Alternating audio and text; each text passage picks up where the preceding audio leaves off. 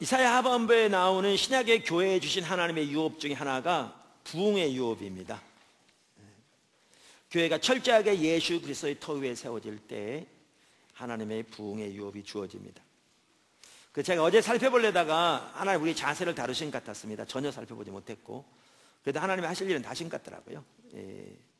그랬고, 오늘 오전에 또 일부 살펴보았듯이 하나님의 부흥의 역사를 보더라도요, 부흥이 오기 전에 그 예비적인 단계가 있었는데 거기에서 반드시 뭐가 회복되었냐면 교회 기초가 회복됐습니다. 십자가의 복음이 회복됐습니다. 그러니까 고린도전서 1장 30절과 2장 2절에 회복됐습니다. 항상. 그래서 그 가운데 교회가 세워지면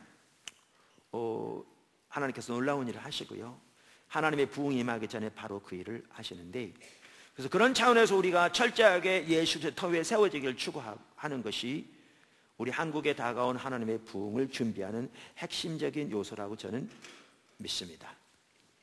아멘. 자, 부흥의 유업에 대해서 이사야 하반부에 잘 말해주는 구절 중에 하나가 이사야서 60장 1절에서 3절입니다. 이사야서 60장 1절에서 3절입니다. 일어나라, 빛을 발하라. 이는 내 빛이 이르렀고 여호와의 영광이 내 위에 임하였음이니라. 보라, 어둠이 땅을 덮을 것이며 캄캄함이 만민을 가리려니와 오직 여호와께서 내 위에 임하실 것이며 그의 영광이 내 위에 나타나리니 나라들은 내 빛으로, 왕들은 비치는 내 광명으로 나오리라. 아멘. 사실 우리가 부흥에 대해 살펴보려면 주제가 커서 살펴볼 내용들이 많습니다. 정말. 그런데 이 책의 부흥의 유업을 이렇게 다루려고 하면서 부흥을 다뤄도 책 한 권 따로 써도 뭐 모자랄 판에 어떻게 한 장에 다루나 이렇게 고민하다가 오늘 이 이사야서 60장 1절에 3절에 나오는 이 구절을 토대로 해서 핵심적인 부흥의 유업을 이렇게 다뤘습니다. 여기 보면, 그래서 그런 차원에서 이렇게 살펴보기 원하고요. 저 개인적으로 저도 더 깨어 있어야 합니다. 사실 하나님께서 우리나라에 부흥을 보내고 계신 게 이렇게 아까 그런 걸 정리하다 보면 보여지는 것 같아요. 그러니까 뭐야, 지금 그럼 하나님 부흥이 지금 오고 있다는 얘기잖아, 이렇게 보여지는 만큼.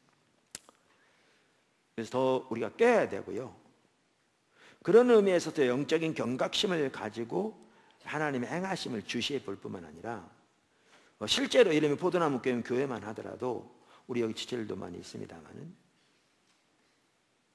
교회만 하더라도 우리가 주일 예배로 모일 때에도 그냥 습관적으로 올 게 아니라 하나님이 오늘 우리 가운데 임해 주시도록, 오늘 하나님이 영광으로 임해 주시도록, 또 언제 어떻게 임하실지 모르는 그러한 상황에서 하나님의 역사를 기대함으로 모이는, 그러니까 저는 우리 지체들이 거기까지 가야 한다고 생각하거든요, 지금 이 시점이. 그래서 그렇게 우리들이 한편은 부흥을 기다리고 준비하고 사모하고 경각심을 가지고 깨어 있어야 되지 않나, 저는 이렇게 확신합니다. 그리고 무엇보다 그것을 위해 기도할 자들이 필요합니다. 우리가 기도에 대해서는 많이 얘기를 했는데요, 실제로 그렇게 하나님의 약속을 붙잡고 약속이 이루어지도록 기도하는 자들은 많지 않습니다. 오늘 아까 경배하면서도 그 부분이 더 보여졌고요.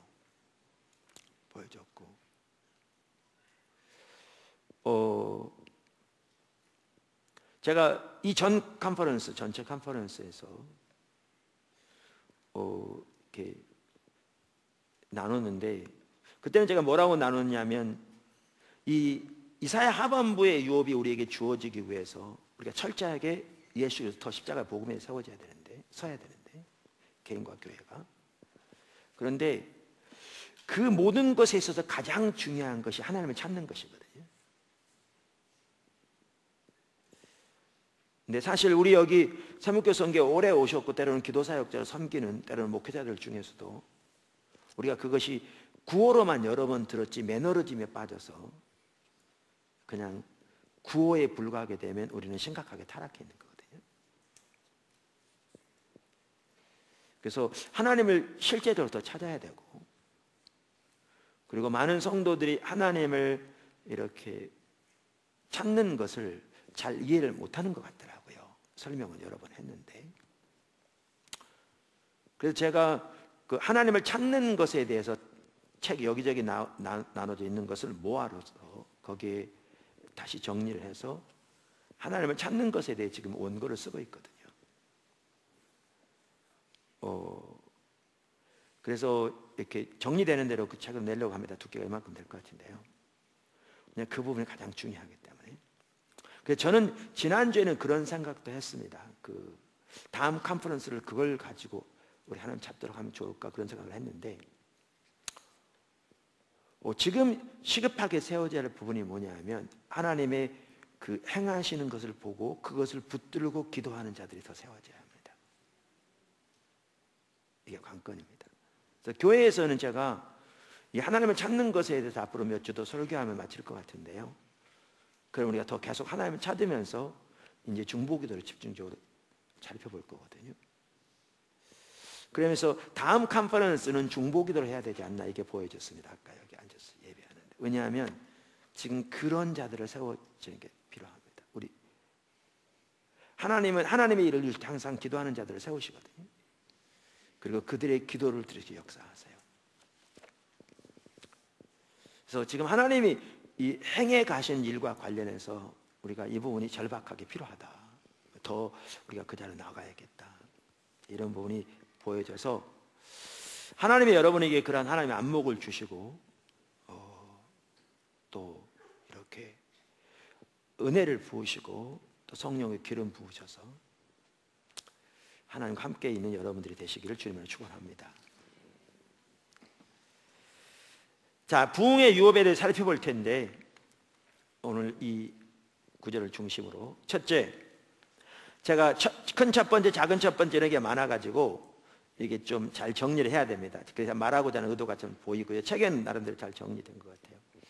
첫째, 하나님의 부흥은 하나님께서 영광으로 임하시는 것입니다. 하나님의 부흥은 하나님께서 영광으로 임하시는 것입니다. 그러니까 부흥 그러면 오늘날 적지 않은 목회자들은 교회 성장을 이해합니다. 그러니까 그만큼 우리가 옆으로 가버렸습니다. 제가 말한 부흥은 평양 대부흥처럼 웨일즈 부흥처럼 하나님이 대규모로 임하셔서 교회를 회복시키시고 더 나아가 사회 전체를 바꾸는 그러한 하나님의 역사를 말하는데요. 자, 그러나 작은 첫 번째, 부흥은 무엇보다 성령의 부어주심입니다. 성령의 부어주심입니다. 부흥은 하나님께서 한 교회, 한 지역 혹은 여러 지역에, 때로는 한 국가나 여러 국가에 동시에 성령을 대규모로 부어주시는 것입니다.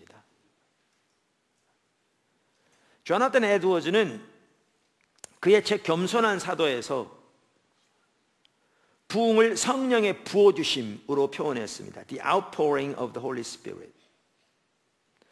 마틴 로이드 존스 목사님도 같은 관점에서 부흥을 이해했습니다. 그래서 그분의 부흥책 70쪽에 보면 그것은 성령의 부어주심 또는 성령 세례에 대한 문제입니다. 그러니까 그분이 말한 성령 세례는 성령의 부어주심을 의미하거든요. 그것은 부흥의 전체 문제와 관련해서 중추적인 요점입니다. 왜냐하면 부흥이 뜻하는 바가 규정상 하나님의 성령의 부어주심이라고 생각되기 때문입니다. 성령께서 능력 있게 한 사람이나 여러 사람들에게 동시에 임하는 것을 뜻합니다. 아멘. 박용구 박사가 이렇게 세계 부흥 운동사라고 큰 책을 썼는데 거기에도 똑같은 이해를 가지고 있더라고요. 하나님이 부흥을 보내실 때 어떨 때는요, 여러 나라에 동시에 보내시기도 하세요.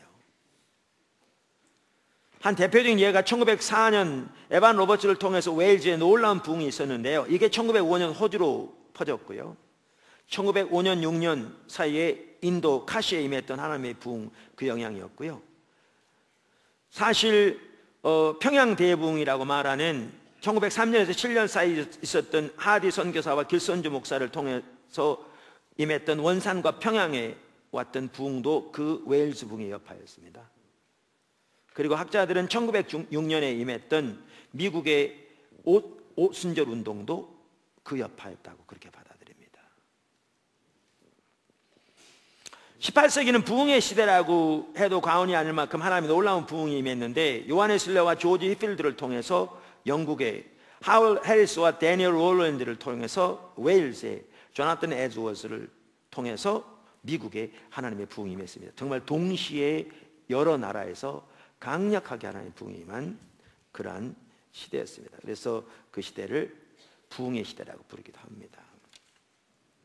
자, 그럼 두 번째, 그것을 다른 말로 표현하면 하나님이 영광으로 임하시는 것입니다. 그러니까 하나님께 성령을 대규모로 부어주신 게 부흥인데, 그거를 다른 말로 표현하면 하나님께서 영광으로 임하시는 것입니다. 할렐루야. 그래서 여기 이사야서 60장 1절 3절이 하나님의 부흥에 대한 유업을 잘 표현하고 있는데요, 제가 첫날 잠시 말씀드렸듯이 예언의 이중성취 말씀드렸는데, 한 예가 이런 겁니다. 이사야서 지금 60장 1절 3절은 가장 먼저 뭐에 관해서 말하는 구절이냐면요, 바벨론 포로로 잡혀가 있던 이스라엘 백성들의 회복에 대한 구절입니다. 가장 먼저는. 그러나 이 속에 신약의 교회에 대한 약속이 들어있습니다. 이게 같이 들어있습니다. 그래서 제가 여기 페트라 주석도 여기 인용해 놨는데 학자들도 똑같이 봅니다. 정확하게. 자, 그래서 부흥은 하나님의 영광으로 임하시는 건데요, 그렇기 때문에 하나님의 부흥과 관련해서 구약에 나오는 매우 중요한 구절 중에 하나가 출애굽기 34장입니다. 왜냐하면 출애굽기 34장은 하나님이 영광으로 임하신 사건이 기록되어 있거든요. 사실 출애굽기 32장에서 34장이 하나님의 부흥과 관해서 매우 중요한 요소들을 담고 있습니다. 그래서 로이드 존스 목사님만 하더라도 그의 책에서 출애굽기 32장, 34장을 여러 차례 이렇게 언급하고 있습니다. 부흥과 관련해서. 그러니까 출애굽기 32장 이스라엘 백성들이 금송아지 만들어서 그것이 자기들 애굽에서 인도해낸 신이라고 섬기는 극심한 타락, 그들의 신앙이 타락하고 예배가 타락하고 삶이 타락한, 이게 같이 가잖아요. 그 상황에서 모세가 하나님의 얼굴을 구하고 철저한 구별을 지시하고, 그리고 34장에서 그리고 집중적인 하나님 앞에 기도가 있었고 하나님의 영광을 보여주시기를, 그리고 34장에서 하나님이 영광으로 임하시는 부흥, 이게 2000년 기독교 역사에 부흥의 때마다 일어났던 매우 소중한 것들을 그대로 보여준 하나의 패턴이거든요. 하나의 패턴이에요. 그래서 그 구절이 매우 중요하기도 합니다. 그 다음에 작은 세 번째, 그러므로 부흥의 한 핵심은 성령의 임재입니다.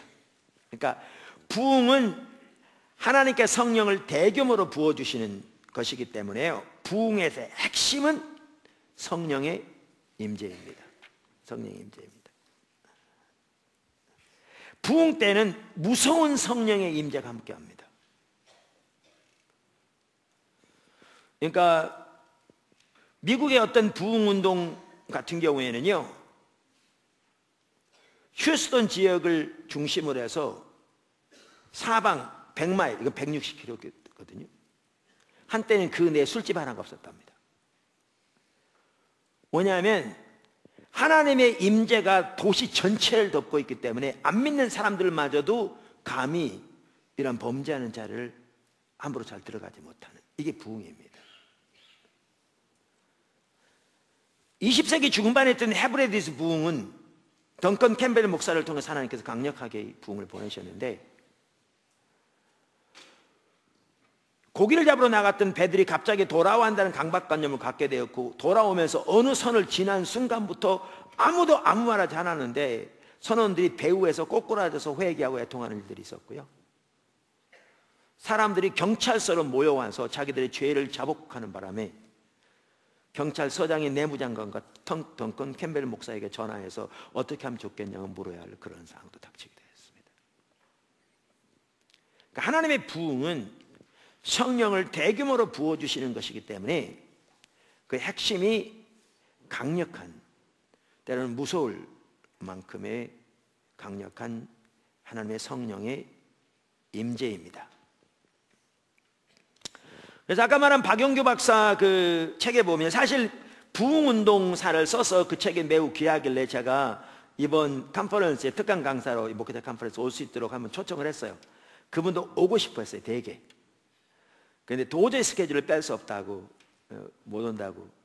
그래서 그럼 차라리 이번 기회에 우리가 낮 시간에도 같이 한번 살펴보자, 이렇게 했었거든요. 그 책에 보면 그 장대인 교회에 임했던 하나님의 부흥에 대해 조지 맥큐니 미국 북장로교 총무 브라운에게 보고한 내용이 인용되어 있는데요, 이렇게 나와 있습니다. 우리는 매우 놀라운 은혜를 경험하고 있다. 성령께서 권능 가운데 임하셨다.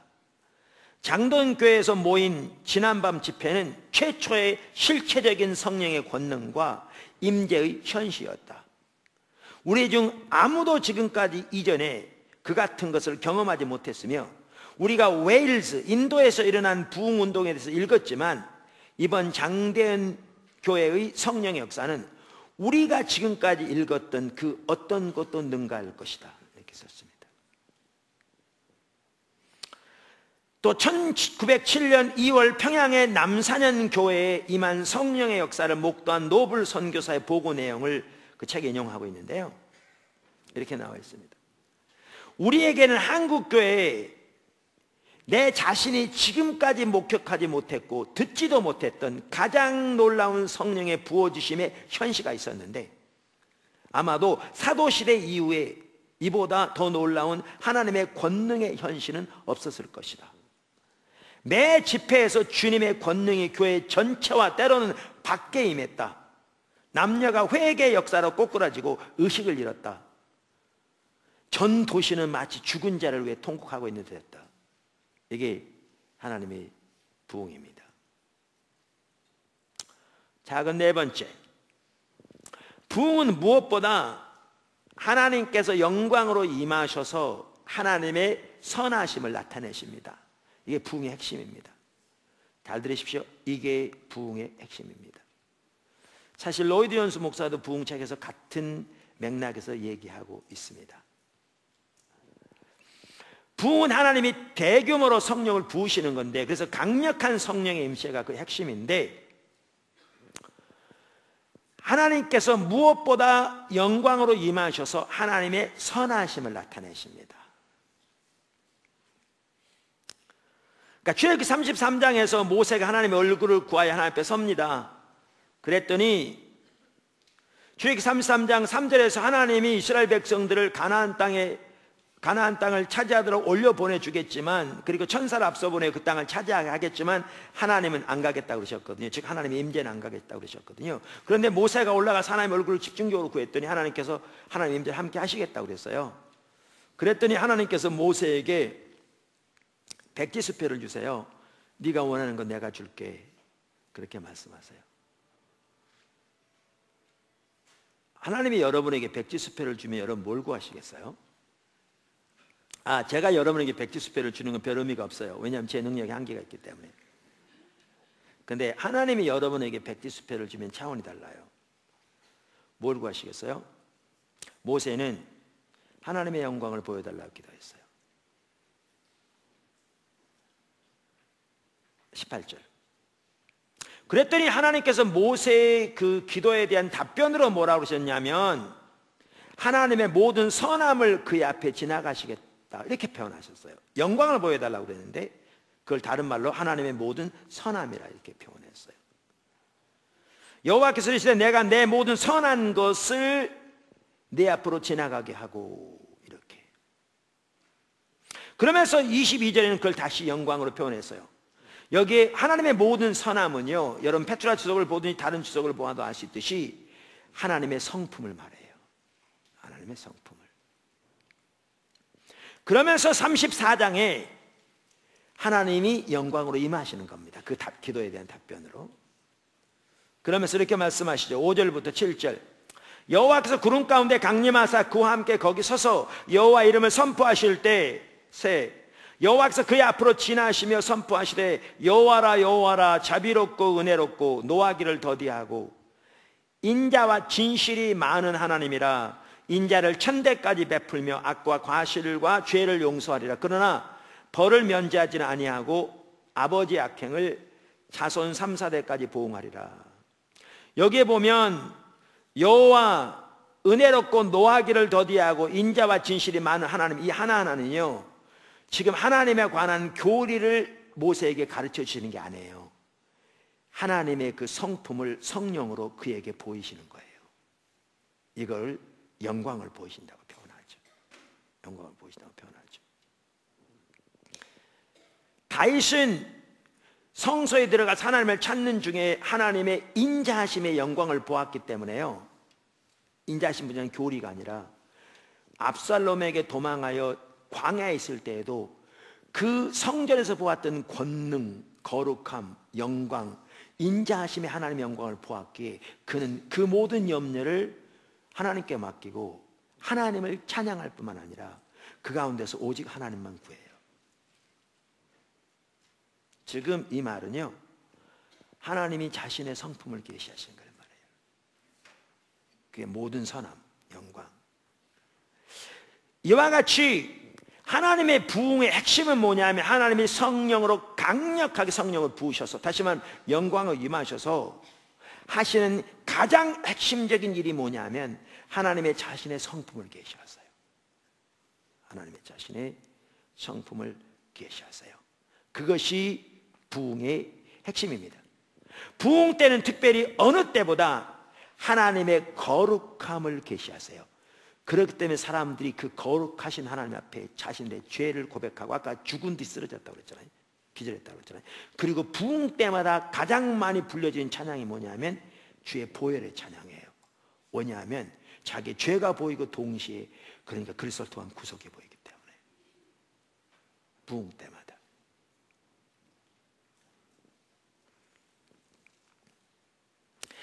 하나님의 부흥은 단순히 성령의 은사를 강하게 부으시는 것이 아닙니다. 물론 어떤 부흥 때는 다양한 성령의 은사들이 나타났습니다. 특별히 웨일스 부흥 때는 강력한 성령의 은사가 나타났어요. 예언 은사가 강력하게 나타났어요. 그래서 사실 웨일스의 부흥이 임한 것도 그 예언의 은사를 따라 행하면서 그대로 강력하게 부흥이 임했어요. 그 웨일스 부흥의 여파로 1906년 미국의 아주사 스트릿에 오순절 부흥이 임했잖아요. 그 오순절 부흥에도 강력한 성령의 그 은사가 나타났어요. 그런데 동일한 웨일스 부흥의 여파로 평양에 그 엄청난 부흥이 임했는데 그때는 성령 은사는 많이 나타나지 않았어요. 그러니까 어떤 부흥에는 성령 은사가 강력히 나타나기도 하고요. 또 어떤 부흥에는 성령의 은사가 특별히 어떤 외부적으로 나타나는 성령의 은사가 강력하게 나타나지 않을 수 있어요. 그러니까 성령의 은사가 나타나는 것을 가지고 그 부흥의 크기를 가늠할 수 없어요. 가늠할 수 없어요. 그리고 부흥의 가장 핵심은 외적인 성령의 은사도 아니에요. 성령의 은사도 아니에요. 물론 제가 우리나라 어떤 부흥을 기대하는 단체에서 이렇게 평양과 같은 부흥 임하기를 원한다 그러면서 이렇게 동영상을 만들어서 이렇게 유튜브에 올린 걸 제가 봤어요. 제가 보면서 무슨 생각한 줄 아세요? 딱 보면서 그분들은 하나님의 부흥을 자기들 원하는 박스에 딱 넣어놨어요. 요거만 부흥이라고 생각하는 거예요. 예를 들면 평양에 일어났던 것 같은. 근데 하나님의 부흥 때마다 그 모양은 달랐어요. 하나님의 성령 역사를 우리가 기대하는 박스에 넣을 수 없어요. 그리고 이러한 박스를 가지고 있다면 문제가 뭐냐면 하나님이 다른 형태로 오실 때 인식하지 못할 뿐만 아니라 잘못하면 대적하게 돼요. 그게 문제예요. 그러니까 부흥 때 성령의 강력한 은사가 임할 수도 있지만 그것은 부수적인 것들입니다. 하나님의 부흥은 또한 많은 현상들을 동반하기도 합니다. 웨슬리를 통한 부흥처럼 어떤 부흥은 사람들이 죽은 사람처럼 꼬꾸라지는 등 여러 가지 현상들을 동반하기도 합니다. 아까 평양에도 그런 일이 있었다고 아까 그 기록에 나와 있죠. 반면에 1857년 뉴욕의 한 교회에서 기도 운동으로 시작된 그 부흥 때는 현상들이 덜 나타났습니다. 그러면 이 현상들이 강력하게 나타나면 큰 부흥이고, 현상들이 덜 강력하면 부흥이 덜 강력한 건가? 전혀 그렇지 않습니다. 현상들이 그 부흥의 크기를 가늠하는 기준이 전혀 되지 못합니다. 아까 말한 1857년 기도운동으로 시작된 부흥은요, 현상은 덜 나타났지만 그 결과는 어떤 부흥 못지않게 어마어마한 부흥이었습니다. 어마어마한 부흥이었습니다. 그러니까 현상 또한 우리가 그것을 가지고 부흥이 더 큰 부흥이고 덜 강력한 부흥이고라는 것을 판단할 수 있는 것이 아니고요, 부흥에는 때로는 현상들을 동반하지만 현상이 필수적인 것도 아니고 현상이 부흥의 핵심도 아닙니다. 그것들도 역시 부수적인 것들입니다. 부흥의 핵심은 뭐냐? 하나님께서 영광으로 임하셔서 자신의 선함, 즉 자신의 성품을 드러내시는 겁니다. 이게 부흥의 핵심입니다. 그래서 우리가 하나님의 얼굴을 구하는 삶에는 하나님의 아름다움을 바라보는 것인데, 학자들이 그 말의 의미를 공예배 시 나타나는 하나님의 영광이라고 그랬잖아요. 이게 하나님의 부흥을 의미합니다.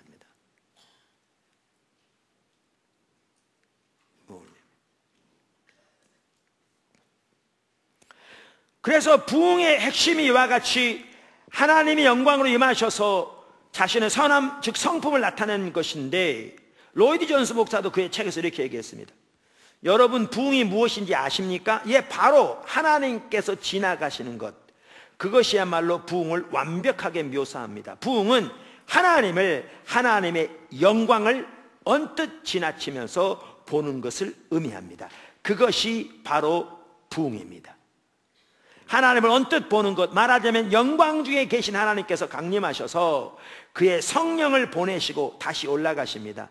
우리는 하나님의 영광이 우리 가운데 있으며 하나님의 영광이 지나가고 있다는 느낌을 압니다. 이렇게 표현했습니다. 자, 이처럼 첫 번째가 뭐였냐면, 부흥은 하나님께서 영광으로 임하시는 것이다. 이해하시겠죠? 자, 큰 두 번째, 오순절은 첫 번째 부흥이자 부흥의 모델입니다. 사실 하나님의 부흥에 대해서 연구하는 사람들은, 제가 본 책들은 다 이렇게 얘기합니다. 물론 제가 본 책들은 한계가 있기 때문에, 제가 부흥을 전공해서 연구한 사람도 아니고, 그러나 꽤 부흥에 대한 여러 책들을 보았는데 비슷한 이해를 가지고 있습니다. 그러니까 오순절은 첫 번째 부흥이자 부흥의 모델입니다. 할렐루야. 사실 이사야 하반부에 나오는 이 부흥의 유업이 가장 먼저 성취된 것도 오순절부터 시작됩니다. 그러나 이 이사야 하반부에 나오는 신약의 교회에 주신 부흥의 유업이 오순절날 온전히 성취되어서 끝난 것은 전혀 아닙니다. 그 유업은 신약의 교회에 주신 유업입니다. 신약 교회 시대 전체 시대에 해당하는 하나님의 유업입니다. 그래서 2000년 교회 사만하도 지금까지 수많은 부흥이 이 땅에 임했습니다. 우리나라도 임했습니다. 박영구 박사는 그의 책 세계 부흥운동사에서 이렇게 말합니다. 오순절 성령 강림은 최초의 부흥의 모델이었다. 이렇게. 로디 존스 목사도 부흥을 오순절의 반복이라 이렇게 말합니다. 그러니까 오순절의 반복이란 말은 구속사적인 사건으로서 오순절이 반복된다는 말은 아닙니다. 구속사적인 사건으로서 오순절은 일회성인 거죠. 근데 오순절날 일어난 일이 반복된다, 그 말입니다. 그래서 로이 존스 목사 이렇게 얘기합니다. 제가 말씀드리지만 모든 신앙의 부흥은 사실상 오순절에 일어났던 것의 반복입니다. 사람들이 오순절에 일어났던 것을 단 한 번에 그것으로 끝난 것이라고 계속 말하는 것은 정말 믿을 수 없는 일입니다. 왜 이런 말이 나오냐면요, 오늘날도 한국에 그런 분들이 많습니다. 오순절은 단회적 사건이기 때문에 이미 끝난 거다. 그래서 화란의 개혁주의 신학자로서 우리 한국의 많은 목회자들에게 영향을 끼친 아브라함 카이퍼는 오순절이 단회적 사건이기 때문에 부흥을 사모하는 것 자체가 교리적으로 안 맞는 것이라고 말했습니다. 그리고 그런 이해를 가지고 있으면 부흥을 위한 기도는 그 자리가 없습니다. 전혀. 박용구 박사 책이 나중에 이렇게 중보판으로 나왔더라고요, 다시. 근데 저는 첫 번째 판을 가지고 있는데, 그 판의 253쪽에 보면 이렇게 나와 있어요. 참된 칼빈주의는 영적 충만을 사모하며 부흥과 성령의 역사, 성령의 임재와 충만을 강조한다. 칼빈주의가 강력해질수록 뚜렷한 영적 각성을 경험한다. 그것은 부흥이 참된 교회로부터 필연적으로 나오는 결과이기 때문이다.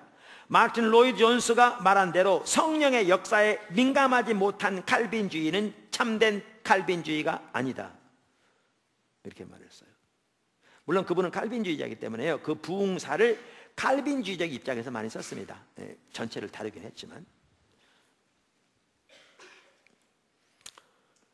그러면서 그는 마틴 로이드 존스 목사를 인용하는데, 마틴 로이드 존스 목사는 이렇게 얘기했습니다. 성령의 찾아오심과 물러가심에 대해서 아무것도 알지 못하는 칼빈주의는 칼빈주의의 모조품에 불과합니다.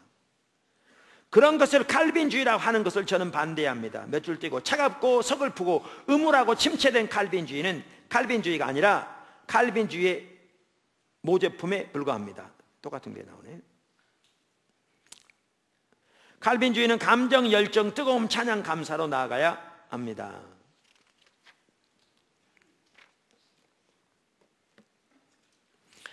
로이드 존스 목사는 다른 책에서 이렇게 얘기했습니다. 청교도 신앙과 그 기원과 계승자들에서 성령은 오순절에 부어졌으므로 교회는 하나님의 성령의 부어지심을 위해서 더 이상 기도할 필요성이나 정당한 근거가 없다는 주장보다 더욱 오도되고 왜곡된 이론은 없으며, 또한 이보다 성령을 모독하는 것은 없습니다. 이렇게 말했습니다.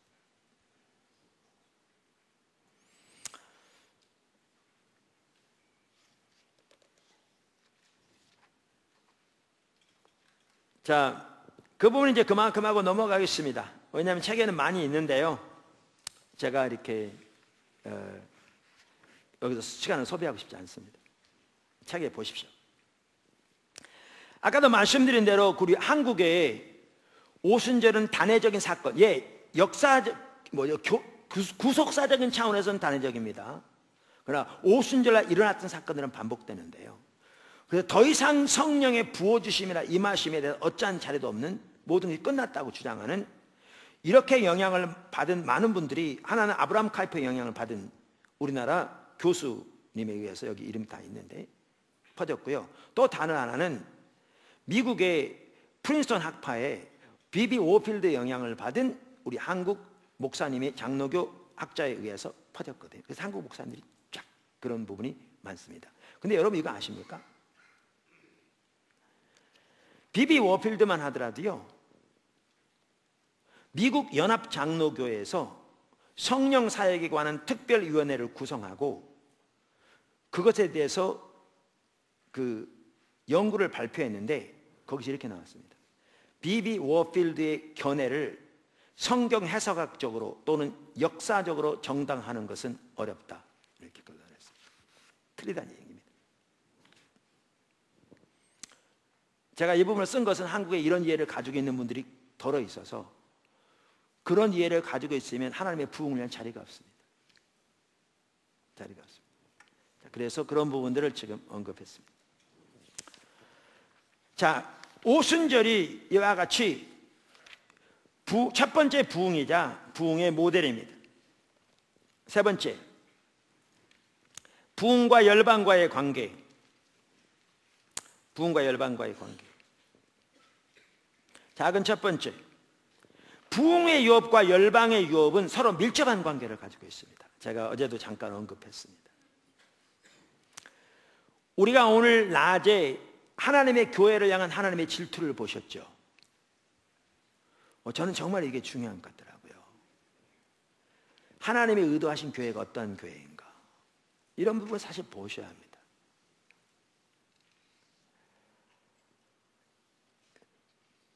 그리고 하나님이 열망하시는 교회가 어떤 교회인가, 이런 게 보여지면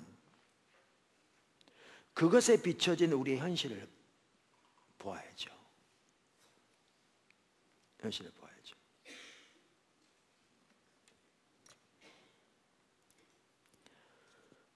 그러면 이제 거기서부터 뭐가 시작되면 중보기도가 시작되는 겁니다. 하나님의 말씀을 기초로 하나님의 약속을 붙들고 우리의 현실이 우리가 가장 기본적인 신앙의 본질에서부터 떠나 있기 때문에, 하나님을 아는 지식에서 떠나 있기 때문에, 종교적인 모양 것이 있을지 모르지만 예수 그리스도가 우리의 의로움이라고 말을 하면서 그 말의 의미가 무엇인지 가려져 있기 때문에, 그러면서 실질적으로 우리의 삶은 성경이 말하는 행함으로 말미암아 의를 의지하는 삶만 가득하기 때문에 하나님의 의도하신 교회의 모습에서 너무나 철저하게 떨어져 있는 것을 인식하고 하나님 앞에 내 자신과 오늘날의 교회의 죄를 회개하고 하나님의 용서를 구하고 긍휼을 구하면서 하나님이 열망하시는 대로, 하나님이 말씀하시는 대로, 하나님이 바라보신 대로 그러한 교회가 세워지게 해주십시오. 그렇게 교회가 회복되게 해주십시오. 그렇게 하나님 백성들이 하나님께로 돌이키게 하시고 철저하게 예수 그리스도의 터 위에 세워지게 해주십시오. 이렇게 기도하는 게 중보기도입니다. 이게 느헤미야가 했던 기도고요, 이게 모세가 했던 기도고요, 이게 다니엘이 했던 기도고요, 이게 예수님 하셨던 기도고요, 이게 사도 바울이 했던 기도고요. 이게 기도입니다. 이게 오늘 그런 사람이 필요한 겁니다. 그래서 거기서 보아도 알 수 있듯이 하나님이 영광으로 하나님의 교회 가운데, 하나님 백성들 가운데 임하실 때 그 결과로 열방이 하나님께 나옵니다. 이게 하나님이 처음부터 하나님의 계획이 그랬습니다. 처음부터. 제가 어느 집에 휴가 거기 비어있는 콘도 같은 게 지어져서 좀 와서 며칠 쉬라고 해서 갔더니 거기에 미션 퍼스펙트라는 책이 있더라고요. 선교 사람들 많이 읽는. 근데 그 미션 퍼스펙트에 보니까 어떤 한 분이 쓴 아티클이 제가 얘기한 그 내용을 그대로 말하고 있더라고요. 하나님이 처음부터 그렇게 계획을 하셨습니다. 성경은 명백합니다. 신구약 전체. 그래서 이사야 하반부에는 어떠한 유업보다 부흥과 열방에 대한 유업이 가장 많이 언급되어 있는데 그 둘이 밀접하게 연결되는 걸 볼 수 있습니다. 여러분 오늘 읽었던 아까 이사야서 60장 1절 3절 다시 한번 보십시오. 뭐라고 되어 있습니까? 일어나라, 빛을 발하라. 이는 내 빛이 이르렀고 여호와의 영광이 내 위에 임하였음이니라. 하나님의 부흥이 임한 것을 말하죠. 보라, 어둠이 땅을 덮을 것이며 캄캄함이 만민을 가리려니와 여호와께서 내 위에 임하실 것이며, 아까 여호와의 영광이 임한다고 그랬다가 지금은 하나님께서 임하신다고 그랬죠. 그의 영광이 내 위에 나타나리니 그 결과가 뭡니까? 나라들은 내 빛으로, 왕들은 비치는 내 광명으로 나오리라. 사실 하나님의 영광으로 우리 가운데 임하셔야 하나님을 알지 못하는 이방 나라들이 하나님께 나올 겁니다. 부러운 것까지 되지 않습니다. 되지 않습니다. 요즘은 미디어 시대인 거 알고 있습니다. 또 때로는 매스미디어를 잘 이용하는 거, 혹은 여러 가지라는 것을 잘 이용하는 것도 좋겠죠.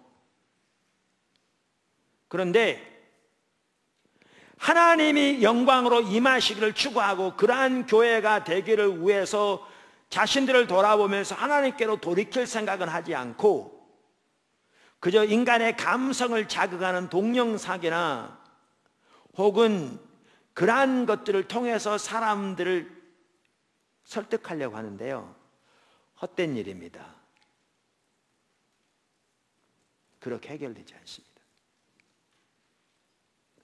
어리석은 일입니다. 하나님의 영광으로 임하실 때 하나님을 알지 못하는 나라들이 하나님께로 나오게 되십니다. 부흥의 유업에 대해서 잘 말하고 있는 또 다른 구절인 이사야서 55장 5절도 마찬가지입니다. 보라, 내가 알지 못하는 나라를 내가 부를 것이며 너를 알지 못하는 나라가 내게 달려올 것은, 여호와 내 하나님이 즉 이스라엘의 거룩하신 이로 말미암음이니라. 이는 너를 영화롭게 하였느니라. 여기에 보라 내가 알지 못하는 나라가 그랬죠. 여기 너가 누구냐는 거죠. 네 정체가 뭐냐? 도대체 너는 누구냐? 여기 너가 누구냐는 거죠. 4절, 바로 그 위에 절에 4절에 나오는 너는 메시아를 가리킵니다. 그럼 여기에 너는 누구냐는 거죠. 페트라 주석은 이걸 이렇게 표현합니다. 잘 말하고 있으면 내가 본 2인칭 주어를 메시아로 보는 견해도 있지만 그보다는 영적 이스라엘로 파악하는 것이 더 자연스러울 것 같다. 많은 학자들이 이렇게 말하는 거죠. 무슨 말이냐면 여기 지금 5절이 누구에 관한 예언인가? 영적 이스라엘인 교회에 대한 예언입니다. 여기에 너는 교회를 가리킵니다. 그러면 이렇게 말하는 거죠. 신약의 교회가 알지 못하는 나라를 내가 부를 것이며 신약의 교회를 알지 못하는 나라가 내게로 달려올 것은 여호와 내 하나님 곧 이스라엘의 거룩하신 이로 말미암음이니라. 이는 너를 영화롭게 하였느니라. 아까 이사야서 60장에 보면요, 쭉 읽어보시면 7절, 9절, 13절을 보시면 하나님이 그 위에 영광으로 임하신다는 말과 하나님이 그들을 영화롭게 하신다는 말이 똑같은 말인 걸 볼 수 있어요. 그러면 이사야서 55장을 보면 하나님이 영광으로 임하실 것이기 때문에 하나님으로 인하여 교회를 알지 못하는 나라가 달려올 것이라 그 말입니다. 이와 같이 부흥과 열방의 유업은 밀접하게 관련되어 있습니다. 밀접하게.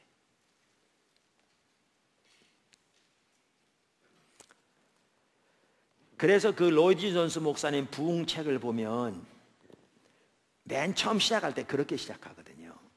어떻게 시작하냐면 이삭이 아비멜렉에게서 이렇게 떠난 후에 광야에 오게 되는데 물이 없는 거죠.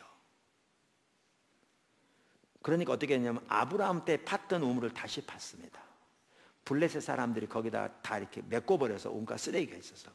그러면서 그걸 이제 하나의 비유로 들면서 뭐라고 그랬냐면 교회가 침체되고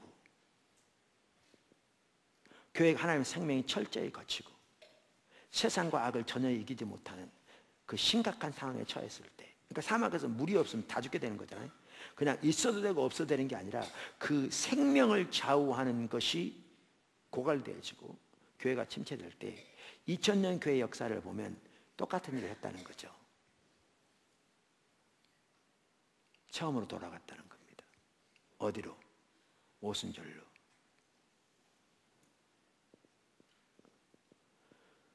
교회가 침체될 때 프로그램 가지고 되지 않습니다. 어리석은 겁니다. 제가 여기 책에도 썼는데요, 이렇게 집회를 인도하다 보면 어떨 때는 이렇게 보일 때가 있어요. 제가 환상이 보인다는 게 아니고요, 그냥 이렇게 느껴진다고 그럴까? 당연히 주관적인 것이기 때문에 틀릴 수 있어요. 근데 제가 주관적인 생각을 한 게 아니라 성령께서 이렇게 보이신다고 그럴까? 물론 그것도 틀릴 수 있죠. 왜냐하면 내가 잘못 이해할 수 있으니까. 그런데 지금 올해가 중간에 1년 쉬었기 때문에 19년째잖아요. 그동안 이렇게 쭉 인도하면서 어제도 말씀드린 것 같기도 한데 이 교회가 이렇게 침체되는 게 보였어요. 자, 보세요. 우리가 신앙의 본질에 떠난 것도 오래전에 떠났어요.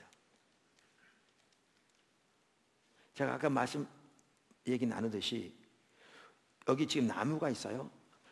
교회가 철저하게 예수 그리스도의 터 위에 오직 십자가 복음에 예수 그리스도가 우리의 지혜와 거룩함과 의로움과 구원함에 대신 삶 속 토대 위에, 그리고 예수로 하는 것이 우리의 유일한 목표와 목적된 삶 가운데 세워지면 많은 열매를 맺어요. 왕성하게 자라게 돼서. 그런데 이 토대에 떠나게 되면 그게 하나님 떠난 거예요. 그 신앙의 본질에 떠난 게 하나님 떠난 거예요. 떠나게 되면 뭐와 같냐면 하루아침에 될지 않을지 모르지만 점점 떠나게 되면 뿌리가 뽑히는 것 같아요. 그러면 큰 과일이 많은 나무에 뿌리가 뽑혀도요, 당분간은 과일은 있습니다. 근데 그 시간이 지나면 과일을 마르게 돼 있어요. 무슨 얘기냐면요, 한국 교회만 하더라도 신앙의 본질이 떠난 것은 오래됐어요. 그런데 이제 나무로 아까 비유를 든다면 뿌리가 뽑혀가지고 당분간 과일이 열려 있었던 것은 과거에 있었는데 그때는 몰랐어요. 사람들이. 왜 몰라면 이걸 보고 모르는 거죠. 근데 뿌리가 뽑힌 열매가 나타나기 시작한 게 벌써 오래됐습니다. 이제 이게 마르는 게 나타난 게, 이 침체하는 게 보인다는 건 뭘 말하냐면 뿌리가 뽑힌 걸 말하는 게 아니라 신앙의 본질에서 교회가 떠난 걸 말하는 게 아니라 떠난 지 한참 되져서 그 열매가 실질적으로 나타난 걸 말하는 겁니다. 그렇게 침체되기 시작한 지가 오래됐습니다. 근데 수년 전부터 이게 급속도로 침체됐습니다. 제가 지난번 컨퍼런스 인도하면서 뭐가 제일 눈에 보이는 줄 아세요? 지금은요, 교회가 바닥에 와 있어요. 목사님들이 그동안 이제는 그 침체에서 벗어나려고 온갖 노력을 다 했는데 안 되니까 아예 그 노력까지도 포기해버리고 침체되어 있는 상황을 현실로 인정하고 받아들여버리는 상태까지 와버렸어요. 제 눈에 이렇게 보이더라고요.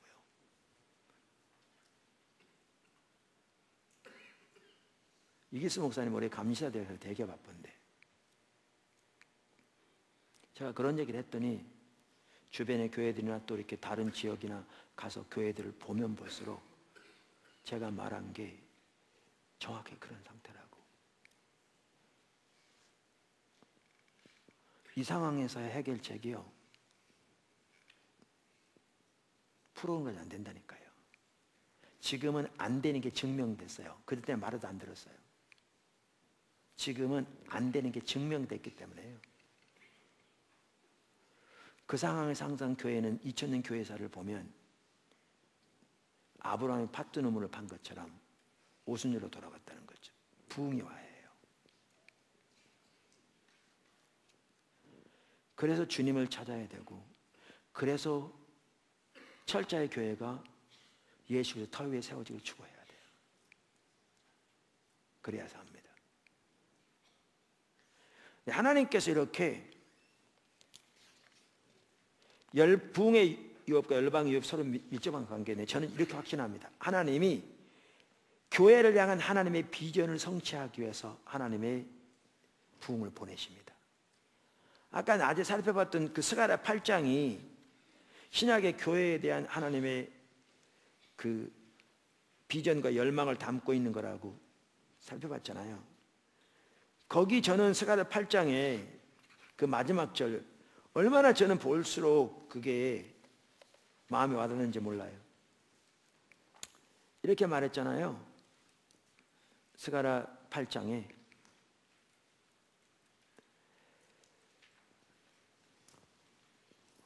만군의 여호와가 이와 같이 말하노라. 다시 여러 백성과 많은 성읍의 주민들이 올 것이라. 이 성읍 주민이 저 성읍에게 가서 이르기를 우리가 속히 가서 만군의 여호와를 찾고 여호와께 은혜를 구하자 하면 나도 가겠노라 하겠으며, 많은 백성과 강대한 나라들이 예루살렘으로 와서 만군의 여호와를 찾고 여호와께 은혜를 구하리라. 만군의 여호와가 이와 같이 말하노라. 그날에는 말이 다른 이방 백성 10명이 유다 사람 하나의 옷자락을 잡을 것이라. 곧 잡고 말하기를 하나님이 너희와 함께 하심을 들었나니 우리가 너희와 함께 가려 하노라 하리라 하시니라. 여러분, 이거요 가장 먼저 초대교회 당시 성취됐어요. 이대로 교회사에 사람이 부흥이 올 때마다 이게 성취되었어요. 하나님이 하나님의 교회를 향한 하나님의 비전을 성취하기 위해서 하나님의 부흥을 보내세요. 어떤 학자들은 그러더라고요. 하나님의 부흥이 이 땅에 없었다면 기독교는 벌써 이 땅에 사라졌을 것이다.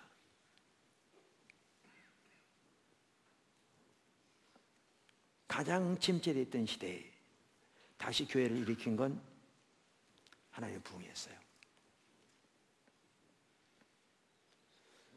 작은 세 번째, 하나님의 부흥 때마다 이런 영혼들이 대규모로 하나님께 돌아오는 것에서도 우리는 이 점을 잘 볼 수 있습니다. 열방의 유업의 다른 한 부분은 당연히 불신자 구원이죠. 왜냐하면 성경에 말하는 열방은 하나님을 알지 못하는 사람들을 의미하잖아요. 그래서 하나님의 부흥이 이 땅에 임할 때마다 부흥의 결과 중 하나로서 이런 영혼들이 대규모로 예수님께 돌아온 것을 보더라도 부흥의 유업과 열방의 유업이 밀접하게 연관되어 있는 것을 볼 수가 있습니다. 초대교회 당시만 하더라도 마가의 다락방에서 별로 배우지 못한 어부들과 같은 사람들로 이루어진 120명으로 시작한 교회가 불과 300년이 되기 전에 전 세계를 삼켰습니다.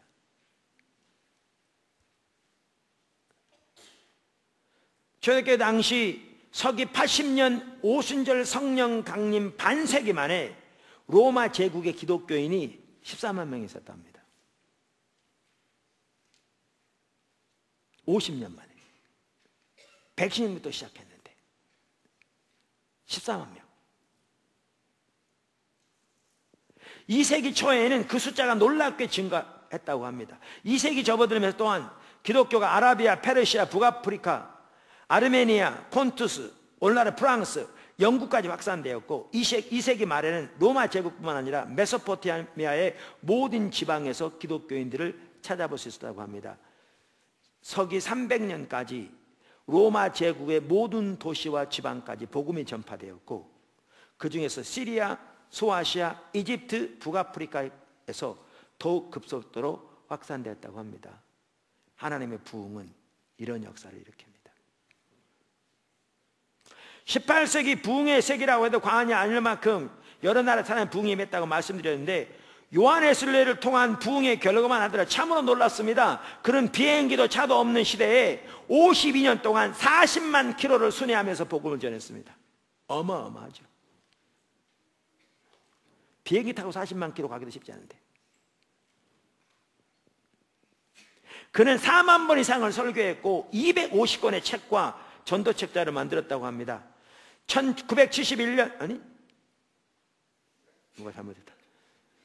그가 세상을 떠날 때 19명의 선교사, 429명의 감리교 설교자, 7만 1668명의 감리교인들과 4만 3265명의 미국 감리교인이 있었다고 합니다. 그로부터 110년 안에 감리교세는 급속도로 성장해서 교회 수가 거의 9만 개에 이르고 교인 수도 4천만 명이 넘는 그 당시 세계 최대 교단으로 발전했답니다.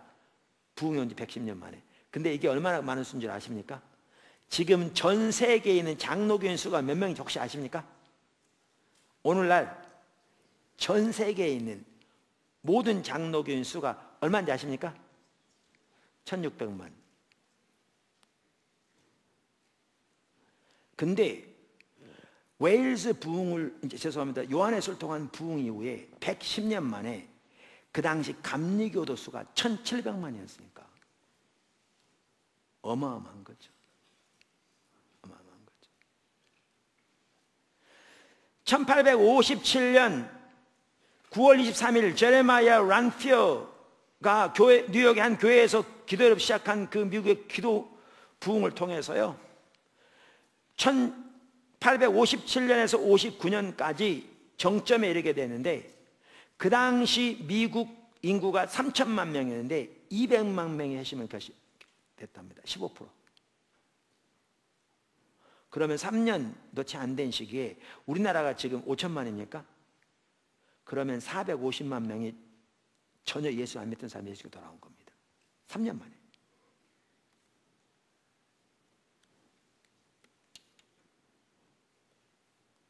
대학들 가운데도 하나님의 놀라운 부흥이 일어났는데 오버랜드 대학, 에머스트, 다트머스, 미들베리, 윌리엄스 그러한 대학들이 하나님의 부흥의 영향력 아래 있었고요. 사실 하나님의 부흥의 영향력 아래 없는 대학이 거의 없었답니다. 예일 대학에서는 1821년 이래 가장 강력한 부흥임에서 학생 447명 중 절반이 회심했고요. 프리스턴 대학에서 272명 중에 102명이 회심했고 그중 50명이 목회의 길로 들어섰답니다. 제가 알기로는요 그들 중에 상당수가 우리나라 선교에 큰 영향을 미쳤습니다.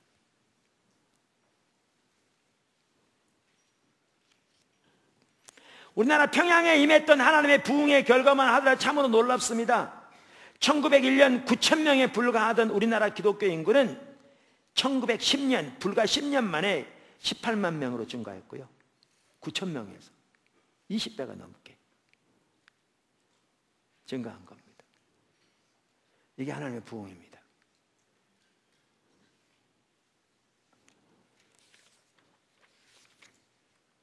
그 네 번째, 주변의 영적 어두움을 인하여 낙심하지 말라는 겁니다. 오늘날 교회가 심각하게 침체되어 있습니다.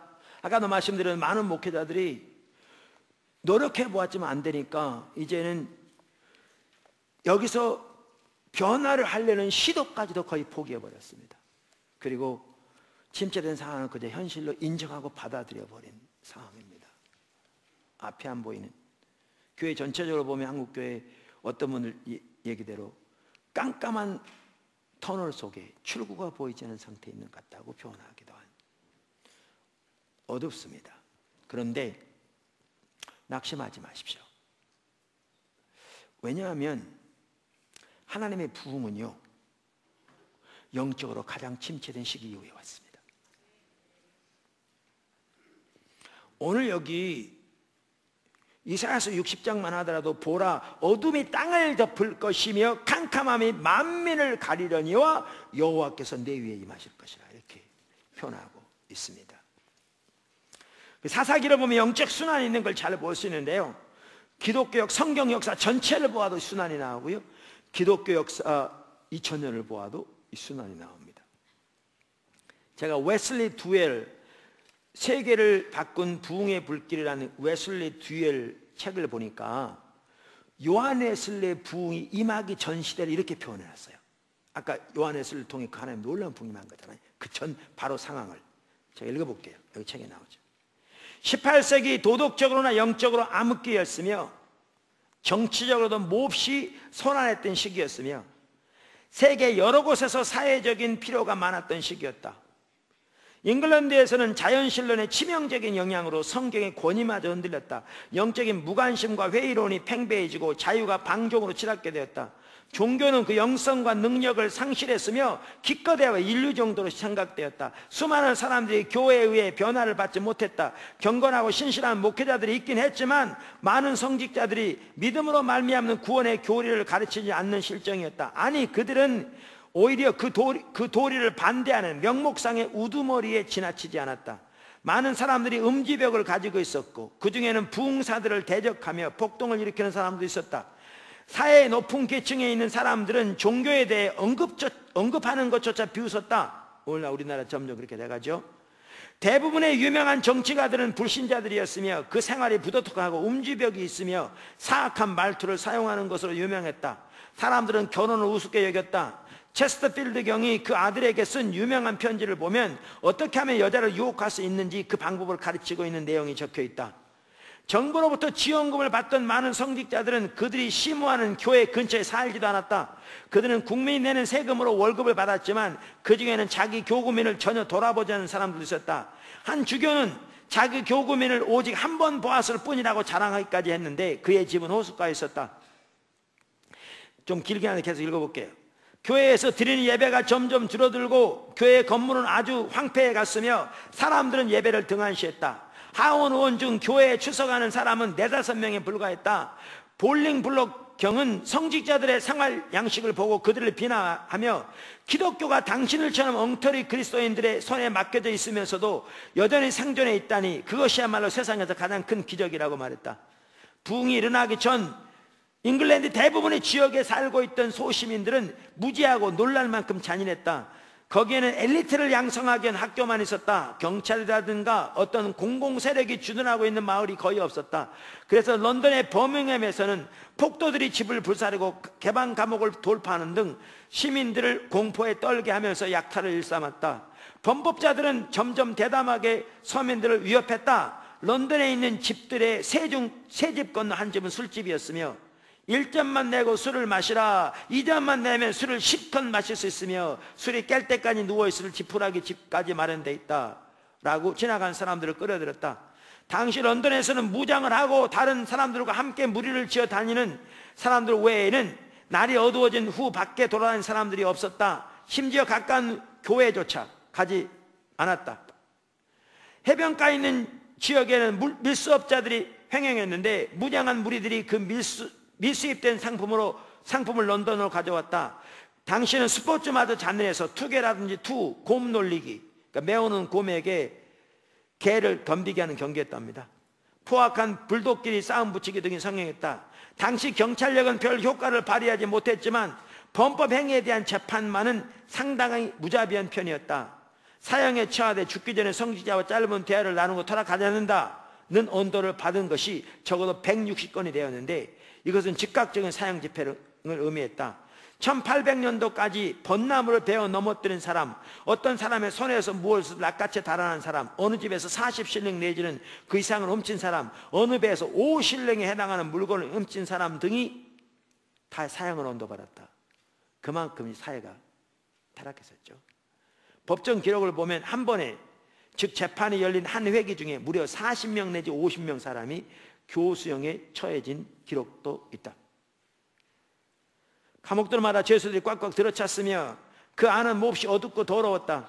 게다가 감방들을 통해 흐르는 하수구로부터 악취가 스며나와 냄새마저 고약했다. 침대는 물론 없었고 물도 충분치 않았으며 죄수들에게 제공되는 식사마저 한 사람당 하루 2페니 정도의 빵이 고작이었다. 많은 죄수들이 어둡고 더러운 감옥에서 죽어갔다. 웨슬리와 그의 일행은 부흥이 일던 초창기에 바로 이런 감옥들의 사역을 시작했다. 이게 부흥이 임하기 전의 상황이었습니다. 오늘 한국에 비하면요, 한국은 정말 낫습니다. 근데 그런 상황에서 부흥이 온 겁니다. 그 영국 전체를 바꾼 겁니다. 그래서 안 믿는 역사학자들까지 웨슬리를 통한 각성운동이 없었더라면 영국에서도 프랑스에서와 같은 유혈혁명이 일어나서 그 나라가 100년은 후퇴했을 거라고 말합니다. 공공연히. 그 영국을 구한 것이 하나님의 부흥이었습니다.